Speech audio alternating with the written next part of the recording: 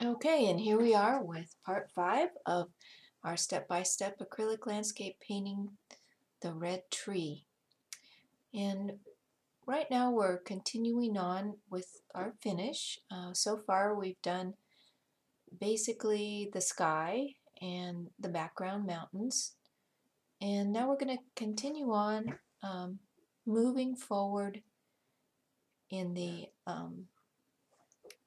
picture plane. So you start with what's in the back or the top, and you just put the layers on one at a time. So you have to complete what's behind something before you start with the next section, and then you can place that next bush or tree or whatever it is on top of what's behind it, and that gives you a feeling of perspective and that you're moving back in distance.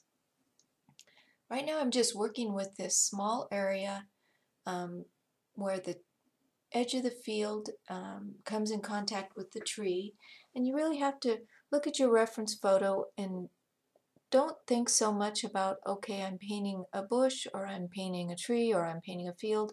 Just look at what color it is and what value it is and what shape it is compared to the space around it. So I needed just a mid-tone color in here that's very warm, and it's between the darkness of the tree and the lightness of the field. And you can tell I'm moving slowly with my brush strokes. I put down a base color that was a little darker there, and now I'm lightening it up and making it a little more yellow.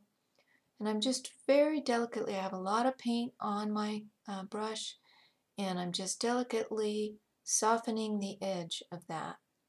You don't want it to stand out, you don't want hard edges because it's still in the distance.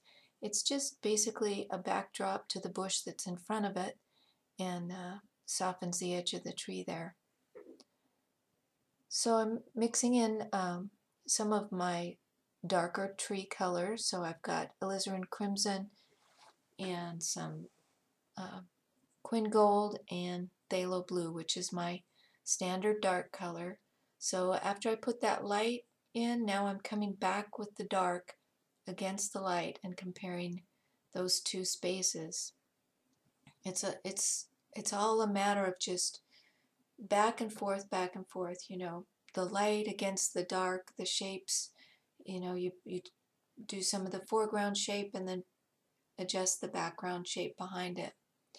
There's a small shadow area here at the edge of the field.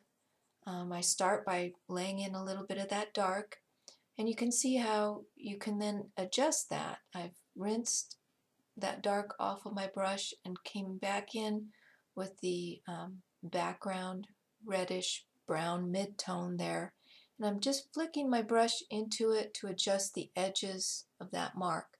I don't want it to have hard edges, I just want it to blend in. So just little delicate flicks of the brush in order to do that. Again, I like that.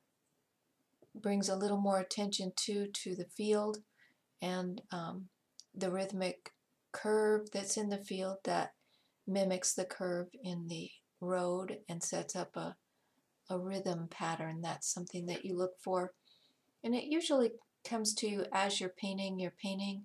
You start seeing shapes that recur, and by having recurring shapes, it creates a rhythm to your painting.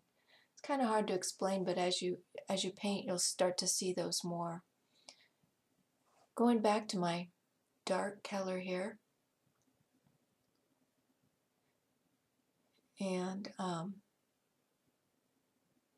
you can see how I continue going back and forth here. I'm going back now. I have that light area and that shadow the way I like it. So I'm looking at my reference photo, and I'm looking at the tree and where are the darkest spots in the tree. Remember, that's our focal point right there where that light road meets the dark of the tree. You always have to be careful when you're using a reference photo as opposed to painting from life, and there's certain things that you have to adjust for.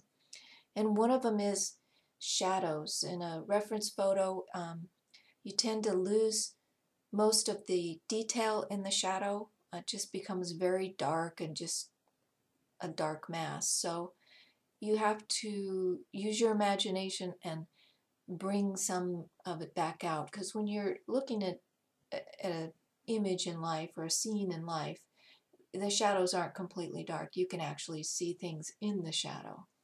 So we'll talk more as we go on about the things you have to adjust for when you're using a reference photo as opposed to real life. But that's a big one, is get into your shadows and don't make them as dark as your photo shows.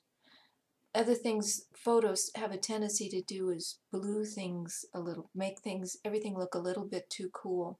So you have to keep reminding yourself to warm the image back up wherever you see it, a reddish or an orange or a yellowish area, to push that color. And remember when we talked about this painting and how I was going to do the painting itself.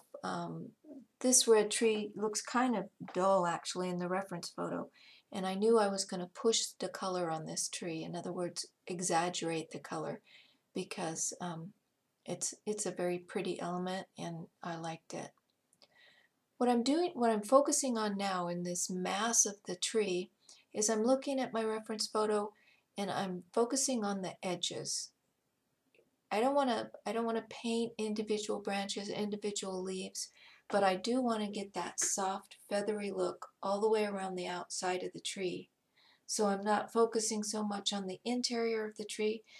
I'm just trying to get the right shape and decide, since my light is coming from the left, it's going to be lighter. It's going to be hitting those branches on the left side. So I'm kind of establishing that, where is the light going to hit on this tree. And the hard part about these, as we've talked about before, is making sure you don't get symmetrical. You're going to keep adjusting and keep your brush loose in your hand, and try to keep the brushwork loose enough that it looks natural and doesn't look symmetrical. You can see I'm again using the side of the brush. I had to tip the canvas up pretty significantly at this point so I could see what I was doing a little better. But I'm using the tip, the side of the brush, and pushing upward like we did in the mountains, and the very tip, and just flicking it up. I'm using a really light touch with this to get a feathery look to the edge of that tree. Again, it's kind of like water or clouds or anything. It's kind of fun if you let yourself get into looking for the patterns and recreating them. Now I've taken that color and I've added alizarin crimson and a little white to make it a lighter and a warmer version. Remember, whenever you add white to your color to lighten it up, it's also going to cool it, because titanium white is a cool color. So whenever you do add, unless you want it to be cool, you're going to add a little bit of yellow or red or gold or something that's warm to warm that lighter color up as well. You can see that one of the first colors I put in had a lot of alizarin crimson and some cad red, and it was a very chromatic color.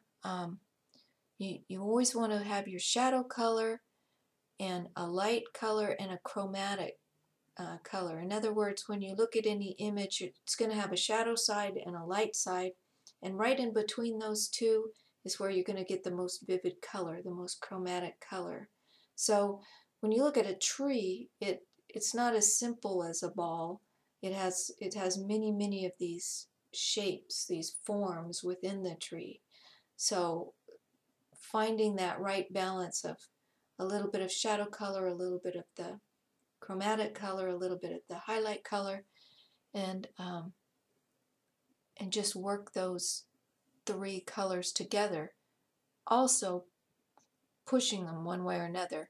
You'll see as I go, sometimes I add a little more yellow or a little more blue, or I'm constantly adjusting the color.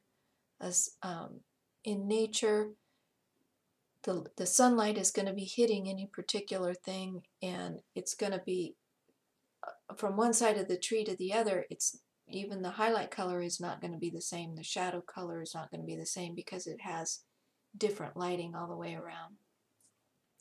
At this point, I'm pretty happy with the basic shapes that I had in the tree. I know where the light areas are going to be. I've made the edges feathery enough at this point, and now I'm going to let that dry because I like where that's going, but I don't want to continue to brush into it with my brush strokes and lose some of those edges, because I do want some harder edges in this area. It is my focal point, so I don't want everything just to be a soft fuzzy blur in there. Right now I'm adding in that little bit of the shed that you can see that's overgrown by blackberry bushes, no doubt.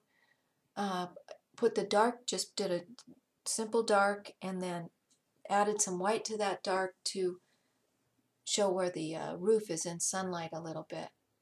I don't want this to be catch your eye too much. I just want it adds another line pointing to the tree, and it's just a little bit of dark interest without being something that really grabs your eye. So I'm not going to define it too much. I'm not going to put windows or anything in there that's going to be too much of a focal point. Not that there really was any in the reference photo. I'm working on these shadows now. There's just a tiny bit of shadow from the building and from the bushes that lays on the road.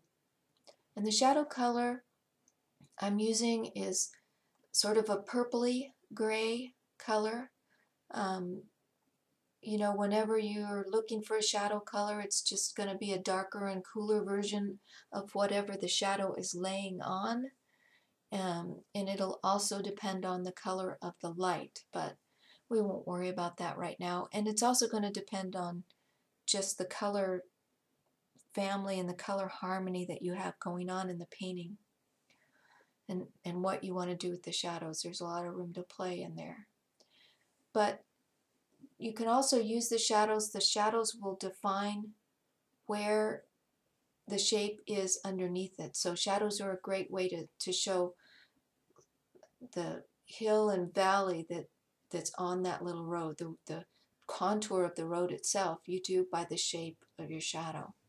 Here I'm putting the shadow in of the bush, and again, I'm using that purpley gray color, adjusting it a little bit, and you see how I have it traveling upwards because that's a hill and it travels up the hill. And then I'm trying to get a little bit of a uneven look to it because the shadow is falling on bristly cut grass of the field there. So I can add to the feeling that this is a field by making sure that the edges of my shadow are bristly. When you look at a shadow that's laying on grass, you'll see the light grass flicking up. You'll see it laying over the shadow, and then you'll see the shadow color laying over the light grass. And that's what I'm doing with my brush right now. I've just gone back with the light color, and I'm pushing it upwards like we did with the treetops and with the leaves of the tree, and then I'm going back with the dark color again and pushing up and softening that edge along there so that I can show I can show that this is sitting on grass, not on like a flat pavement or something. It's sitting on a bristly grassy area. These little details, you know, I find them fun, and I think that they add to the realism of your painting. So that's the end of our part 5 of our video. Please join me for part 6.